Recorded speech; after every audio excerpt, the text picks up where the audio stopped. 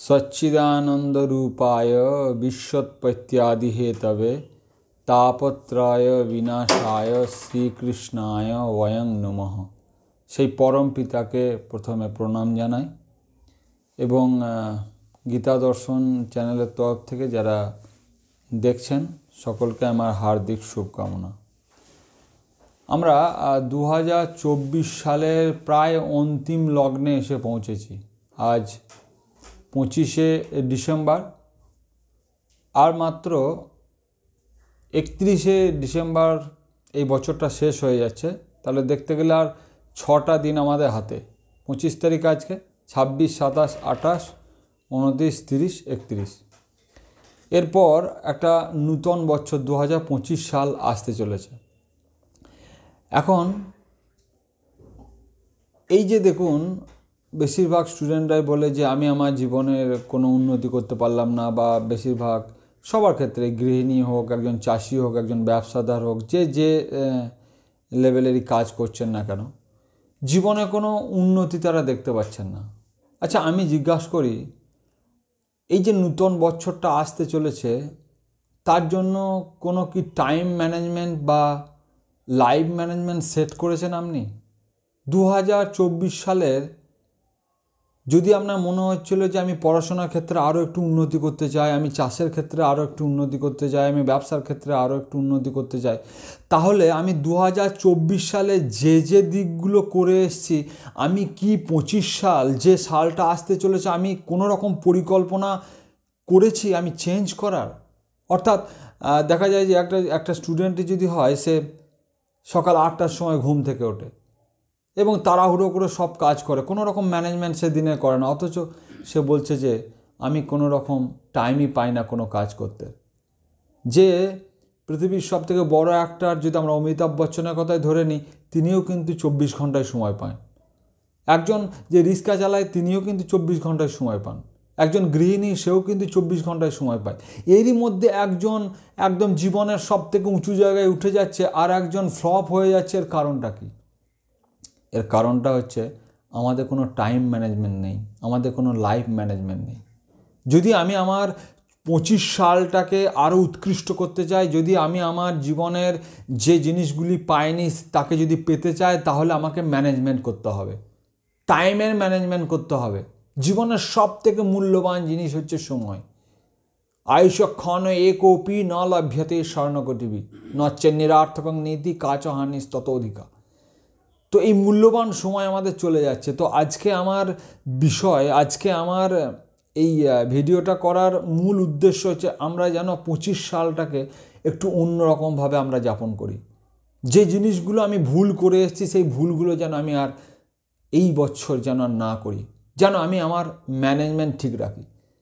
ছোট্ট ছোট্ট জীবনের যদি উঁচু জায়গায় উঠতে হয়, জীবনে যদি বড় জায়গায় পৌঁছাতে হয়, তাহলে খুব বড় কিছু করা একবারে সম্ভব নয়। ছোট্ট ছোট্ট জিনিসগুলোকে করে করে আমাদেরকে উঁচু জায়গায় উঠতে হবে। যেমন আমার যদি সকালে ওঠার অভ্যাস না থাকে, তাহলে আমি আস্তে আস্তে ওঠার অভ্যাস করব। আমার যদি চিবিয়ে চিবিয়ে খাওয়ার অভ্যাস না থাকে, তাহলে আমি সেটাকে চিবিয়ে চিবিয়ে খাবো। যদি আমার খাবার পরই জল খাবার অভ্যাস থাকে, তাহলে সেটাকে আমি ত্যাগ করব। যদি অন্যকে অপমান করার প্রবৃত্তি থাকে, তাহলে আমি সেই জায়গা থেকে সরে আসব। কাউকে কায় মনোবাক্যে কষ্ট দেওয়াটাও খুব খারাপ। খাওয়ার আগে ঈশ্বরকে স্মরণ করে আমরা খাওয়া দাওয়া করব। তো এই যে ছোট্ট ছোট্ট জিনিসগুলো জীবনে একদিন ব্যাপক পরিবর্তন আসবে। তাই একজন স্টুডেন্ট যদি হয়, তার জীবনের কি ম্যানেজমেন্ট হওয়া উচিত? অন্তত ভোর 5টার সময় ঘুম থেকে উঠে যাওয়া। অনেকেই বলবে এখন তো শীতকাল, কি করে উঠবো, এখন 8টা ছাড়া ঘুমই ভাঙে না। কারণ আমরা আমাদের মাইন্ডের যে ঘড়ি আছে সেখানে সেট করে রেখেছি এটা, সেই জন্যই তো এই অবস্থা। সেই জন্য বলছি, যদি আপনার অভ্যাস এটা না থাকে, বা যদি তোমার এটা অভ্যাস না থাকে, তাহলে তুমি চেঞ্জ করে নাও। কারণ 2025 সালের ডিসেম্বরের এই দিনে এসেও সেই একই কথা শুনতে হবে, আমার জীবনের তো কোনো পরিবর্তন হলো না, আমার জীবনে কোনো সাকসেস এলো না, আমার ব্যবসার ক্ষেত্রে অবনতি হয়ে গেল, আমার এই হয়ে গেল। তো এই জন্য দিন একটার পর একটা চলে যাবে, মাস একটার পর একটা চলে যাবে, বছর একটার পর একটা চলে যাবে। তাই আমাকে চেঞ্জ করে নিতে হবে। 5টার সময় আমাকে ওঠার অভ্যাস করে নিতে হবে। এরপর গরম জল পান করে আমাদের পেট ক্লিয়ার করে নিতে হবে। খুব বেশি হলে এর জন্য আধ ঘন্টা সময় লাগবে, সকালে ওঠা থেকে দাঁত মাজা থেকে আরম্ভ করে। তাহলে 5:30 বাজে, 5:30 থেকে 6:30 অর্থাৎ 1 ঘন্টা সময় আমি ব্যায়াম প্রাণায়াম করে নেব। কারণ মোবাইল যেমন প্রত্যেক দিন আমাকে রিচার্জ করতে হয়, এই রিচার্জ নয়, যদি আমাকে দিতে হয়, পাওয়ার দিতে হয়, অর্থাৎ চার্জ করতে হয়, সেরকম আমাদেরকেও চার্জ করা দরকার, অ্যাক্টিভ করা দরকার, ব্রেনকে অ্যাক্টিভ করা দরকার। এরপর কোনো স্টুডেন্ট যদি টিউশন যায় তাহলে সে টিউশন যাবে, এরপর সে স্কুলে যাবে, স্কুল থেকে আবার ফিরে আসবে 4টে বা 3টে নাগাদ। তো এরপর সে আবার খেলাধুলা করবে, সন্ধ্যের সময় আবার সে পড়তে বসবে, 9টার সময় খাওয়া দাওয়া করে সে শুয়ে পড়বে। একটা ম্যানেজমেন্ট, একটা ব্যবস্থাপনা থাকা দরকার। আমি একদম আপনাদের জন্য ব্যবস্থাপনা লিখে নিয়ে এসেছি, আপনাকে দেখাচ্ছি। আমি বলছি যে 24 ঘন্টার মধ্যে আমি কতক্ষণ কোন কাজে ব্যয় করতে পারি। যেমন 6 ঘন্টা পর্যাপ্ত, একজন সুস্থ মানুষের পক্ষে 6 ঘন্টা ঘুম পর্যাপ্ত। তো স্নান বা বিভিন্ন শৌচাদির কাজ 1 ঘন্টা আমি ধরে নিলাম, তাহলে 7 ঘন্টা হলো। এরপর খাওয়া দাওয়া বা একটু বিশ্রাম, দিনে 24 ঘন্টায় এখন 3 বার ভোজন করলেই আমাদের পর্যাপ্ত। সুতরাং এর জন্য আমি 2 ঘন্টা ধরে নিলাম, তাহলে 7 আর 2 9 ঘন্টা। 9 ঘন্টার পর আমি মোবাইল ফেসবুক চালানোর জন্য 1 ঘন্টা ধরে নিলাম, মানে 10 ঘন্টা। মানে 24 থেকে 10 বাদ দিলে এখনও 14 ঘন্টা সময় আমার হাতে। আমি ধরে নিচ্ছি আরও একটু বিশ্রাম বা খেলাধুলা ইত্যাদি করার জন্য আমি 4 ঘন্টার সময় এখনও ছেড়ে দিলাম, তাহলে 10 আর 4 14 ঘন্টা। তাহলে 24 ঘন্টা থেকে 14 ঘন্টা চলে গেলে এখনও সময় থাকে 10 ঘন্টা সময়। একজন স্টুডেন্ট যদি নিজের কাজে একদম পারফেক্টভাবে করে, পড়াশোনাটা যদি ঠিকঠাক করে, তাহলে তাকে এইভাবে ম্যানেজমেন্ট করে সে যদি 10 ঘন্টাও পড়াশোনা করে, 10 ঘন্টা নয়, সে যদি 8 ঘন্টা 6 ঘন্টাও পড়ে, তাহলে WBCS থেকে কেউ আটকাতে পারবে না। কিন্তু আজকে আমরা যাকে দেখি, একজন স্টুডেন্ট হলে বলে আমার তো সময় নেই, একজন ব্যবসাদার সময় নেই। তাহলে আমি যদি 10 ঘন্টা ঘুমোই, 5 ঘন্টা মোবাইলে কাটাই, 2 ঘন্টা যদি চ্যাট করি, তাহলে আমার জীবনে কি করে সময় আসবে? তাহলে 2024 সালটা আমি যেভাবে কাটিয়েছি, 2025 সালটাতে কোনো রকম আমার হেলদোল নেই, কোনো রকম চেঞ্জ করার কোনো পরিকল্পনা নেই। তাহলে কি করে আমার জীবনে সাফল্য আসবে? কি করে আমি যেটা পেতে চাইছি সেটাকে আমি পাবো? সেই জন্য বিশেষ করে এই সংবাদটা আজকে ছাত্রদের মধ্যে আমি পৌঁছাতে চাই। সব ছাত্ররা যেন এই কথাগুলো একবার শোনে অন্তত। আমি ছাত্রদের জন্য বলবো, এই মাত্র আর এখনও এই বছরে এখনও আমার 6টা দিন আছে। তাহলে আমার যেগুলো খারাপ অভ্যাস সেগুলোকে আমি চেঞ্জ করে নেবো। সকালে ওঠার অভ্যাস নেই, আমি আস্তে আস্তে চেঞ্জ করে নেবো। দরকার হলে জানুয়ারির 1 মাস যাক, ফেব্রুয়ারি পর্যন্ত যাক, কিন্তু আমি চেঞ্জ করে নেবো জীবনের জন্য। খুব তাড়াতাড়ি খাওয়ার অভ্যাস আমি চেঞ্জ করে নেবো, ধীরে ধীরে খাবো। পড়ার অভ্যাস আমাদের তো করোনার পর থেকে উঠেই গেছে, তাহলে সকাল সন্ধ্যে একটুকু পড়াশোনা করব। শুধু পড়াশোনাটা শুধুমাত্র ওই পুঁথিগত বিদ্যার জন্য নয়, নিজেকে জানার জন্য, সমাজকে জানার জন্য, নিজের জ্ঞানকে উৎকৃষ্ট করার জন্য। যেহেতু গীতাতে বলছে, নহে জ্ঞানেন সদৃশং পবিত্রমিহ বিদ্যাতে তৎস্বয়ং যোগ সংসিদ্ধিম কালেন আত্মনি বিদ্যাতে। গীতার জ্ঞান যোগে এই কথা বলা হয়েছে। তাহলে ছাত্র সমাজকে বলবো, আমি 2024 সালে যা যা ভুল করে এসেছি এবার অন্তত চেঞ্জ করে নিই। কারণ আমাকে যেন আর 2025 সালের ডিসেম্বর মাসে এসে শুনতে না হয় যে আমার জীবনের তো কোনো পরিবর্তন হলো না। সেই জন্য একজন পরিকল্পনা নিজের মতো করে বানিয়ে নেবেন ঠিকঠাক করে। তো এই দেখুন, আমি বলবো যে ছাত্রদের 5টি গুণ অন্তত গ্রহণ করা দরকার এবং 8টি তাদের খারাপ অভ্যাস ত্যাগ করা দরকার। চাণক্যমুনি বলছেন, চাণক্যমুনি তার কথায় বলছেন যে কি কি একজন স্টুডেন্ট হতে গেলে তার মধ্যে কি কি গুণ থাকা দরকার।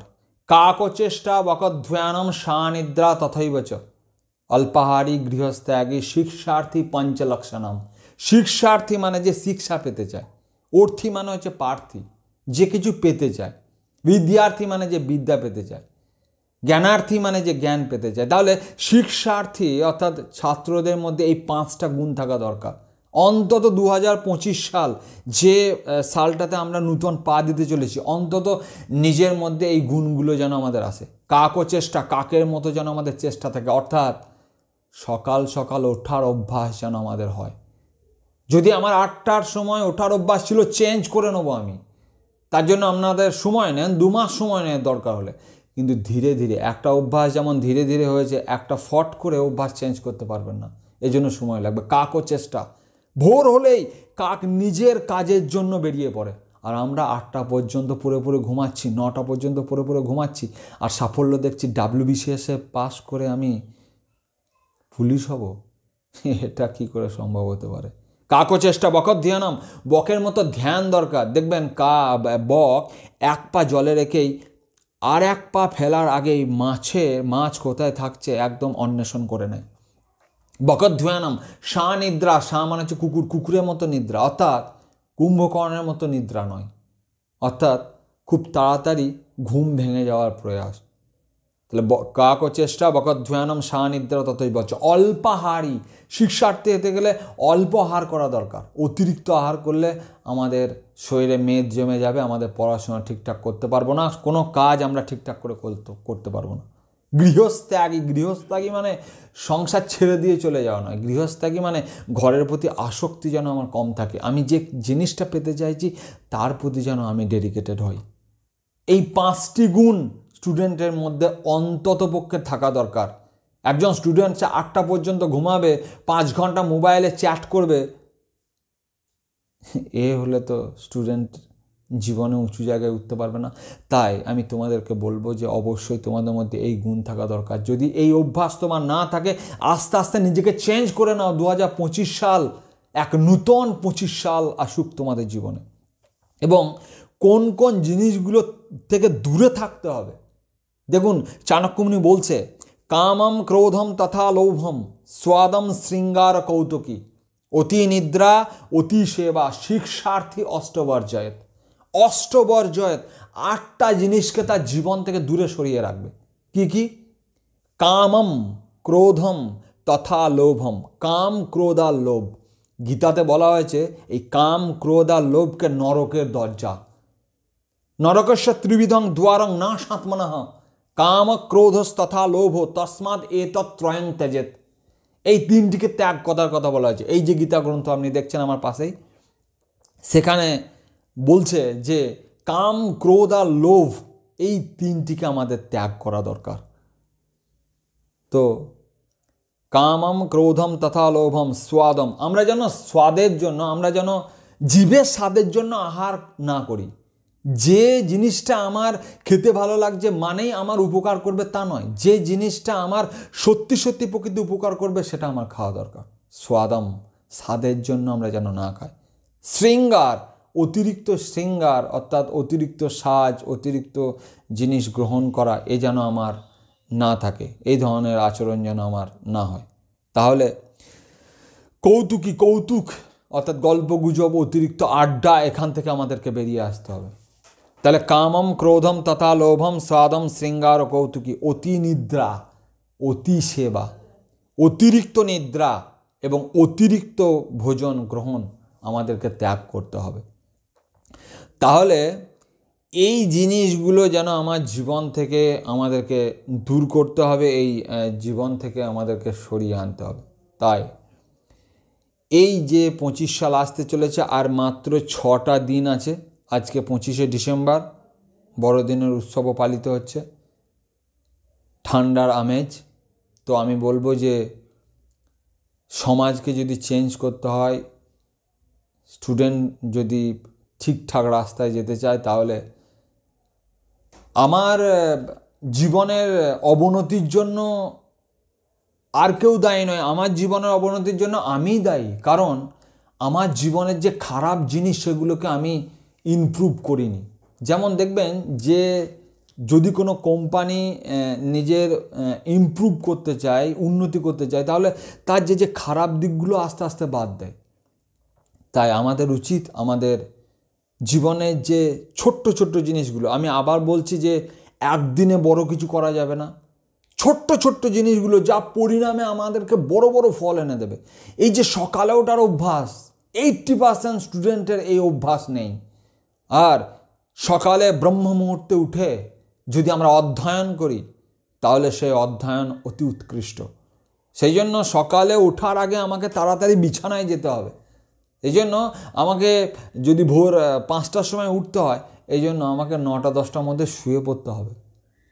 আমরা 12টা পর্যন্ত মোবাইল চালাবো, 1টা পর্যন্ত মোবাইল চালাবো, আর 8টা পর্যন্ত 9টা পর্যন্ত শুয়ে থাকবো, তাহলে তো আমাদের কোষ্ঠকাঠিন্যের সমস্যা হবে। প্রত্যেকটা মানুষ অসুস্থতায় ভুগছে আজকে, তাদের কোনো রকম দিনচর্চা ঠিক নেই। আর এই দিনচর্চা ঠিক না হলে আমরা আমাদের জীবনকে সুস্থ করতে পারবো না।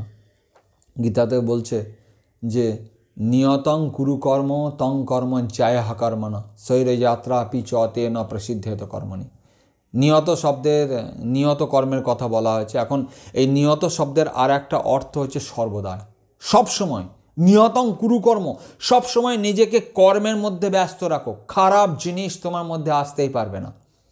তাই গীতার এই যে মূল গীতার তথ্য, আমি প্রত্যেক স্টুডেন্টকে বলবো, প্রত্যেক সমাজের প্রত্যেক নাগরিককে বলবো যে অন্তত প্রত্যেক দিন একটা করে গীতার শ্লোক পড়ার জন্য। গীতার অমৃতময় বাণী যে রাস্তার কথা বলেছে সেই রাস্তায় চলার জন্য। প্রত্যেকের জীবনে চলার রাস্তা শুভ হোক। তো সকলকে আবারও আমি মনে করিয়ে দেবো যে জীবনে একবারে পরিবর্তন করা যাবে না। আমি আজকে সকালেই দেখছিলাম যে আমার বাড়ির সামনে যে পিঁপড়েরা মাটি খুঁড়ছে, তো দেখুন ছোট্ট ছোট্ট একটা একটা করে দানা তারা মাটির ওপর রাখছে। তো আমি 2 ঘন্টা পরে গিয়ে দেখলাম সেই পুরো পাশটা ঘিরে ফেলেছে। প্রথমে দেখলাম সামান্য খানিক, তারপরে দেখলাম একটা একটা ছোট্ট ছোট্ট দানা মিলিয়ে পুরো জায়গাটাকে একদম ঘিরে ফেলেছে। ঠিক সেই রকমভাবে আমাদের এই যে ছোট্ট ছোট্ট নীতিগুলো আমাদেরকে জীবনে একটা বড় জায়গায় পৌঁছাতে সাহায্য করবে। সেই জন্য সকালে ওঠার অভ্যাস করে নিন, চিবিয়ে চিবিয়ে খাবার অভ্যাস করে নিন, খাওয়ার পরপরই জল খাওয়ার অভ্যাস থাকলে ত্যাগ করে নিন, অপরকে কষ্ট দেওয়ার অভ্যাস থাকলে ত্যাগ করে নিন, পরিবারের সকলের সঙ্গে মিলেমিশে থাকার অভ্যাস করুন। প্রত্যেক দিন সুস্থভাবে থাকার জন্য ব্যায়াম চর্চা প্রাণায়াম করুন। অন্তত 2024 সালে যে যে জিনিসগুলো আপনি করেননি, যে যে পরিকল্পনাগুলি আপনি নেননি, সেই পরিকল্পনাগুলো নিয়ে 2025 সাল আপনার শুভ হোক, আপনার মঙ্গল হোক। সবাই সুস্থ থাকুন, সবাই ভালো থাকুন। সবার 2024 সালের একদম অন্তিম লগ্নে আমরা পৌঁছেছি। তাই একটা বছর আবার আমাদের জীবন থেকে মুছে যেতে চলেছে। তাই যে কটা দিন, এখনও 6টা দিন আছে, আমরা আমাদের পরিকল্পনাগুলোকে সফল করার জন্য যেন লেগে যাই। আমরা যেন অন্তত একবার ভেবে দেখি কি করছি। আমি খারাপ বন্ধুদের সঙ্গে মিশে খারাপ জায়গায় যাচ্ছি না তো? আমি আমার বয়স তো প্রায় 18, 19, 20, 22 হতে চললো। আমি কি রোজগার করার জন্য একটুখানি ভাবছি, না বন্ধুদের সঙ্গে আড্ডা দিচ্ছি? আমি সকাল 8টা পর্যন্ত বিছানায় পড়ে পড়ে ঘুমাচ্ছি না তো? আমার সকালে ওঠার অভ্যাস হয়েছে তো? আমি আমার পরিবারের কথা ভাবছি তো? বাবাকে আমি আমার সাহায্য করছি তো? তাই দেখুন, এই যে ছোট্ট ছোট্ট জিনিসগুলো আমাদের পরিণামে বড় ফল এনে দেবে। তাই সকলের মঙ্গল হোক, সকলের শুভ কামনা করে আমি বলবো সকলের 25 সাল ভালো কাটুক, সকলেই সুস্থ থাকুন, সকলেই ভালো থাকুন।